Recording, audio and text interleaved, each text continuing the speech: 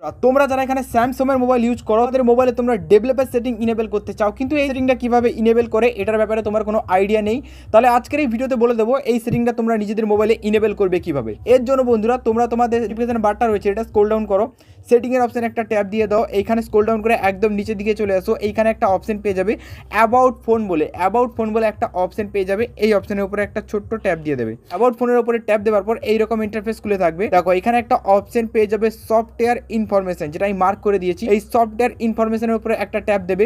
Software ইনফরমেশনের উপরে tap দিয়ে দিলে এখানে একটা অপশন পেয়ে যাবে বিল্ড নম্বর, এটা আমি মার্ক করে দিয়েছি এই বিল্ড নম্বর।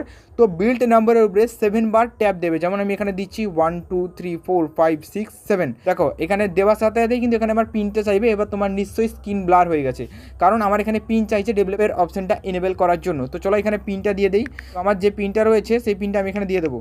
পিনটা দেওয়ার সাথে সাথেই বন্ধুরা ডেভেলপের মোড কিন্তু এখানে অন হয়ে গেছে, আমাকে দেখিয়ে দিল। তো এখান থেকে ব্যাক করে দেবো। করে দেওয়ার পর বন্ধুরা ডেভেলপের মোড খোঁজার জন্য কোথাও যাওয়ার দরকার নেই, এখানেই রয়েছে ডেভেলপের অপশন। একদম নিচের দিকে স্ক্রল ডাউন করে দাও, দেখো এখানে রয়েছে ডেভেলপের অপশন। এখানে ক্লিক করে এবার তুমি তোমার ডেভেলপের অপশনের ভেতরে যে কোনো ধরনের কাজ করতে পারো। এটা কিন্তু ফোনের হিডেন সেটিং, এটা ফোনের ভিতরে রয়েছে। এখানে তুমি যা খুশি এবার করতে পারো, ফোনের র্যামও চেক করতে পারো, সব কিছু এখান থেকে ম্যানেজ করতে পারো। ব্লুটুথ অনেক ধরনের সেটিং এর ভিতরে রয়েছে। তো আশা করি বোঝাতে পারলাম যে কীভাবে ডেভেলপের সেটিং ইনেবল করবে। চলো গুড বাই, দেখা হবে আবার একটা নতুন ভিডিওতে।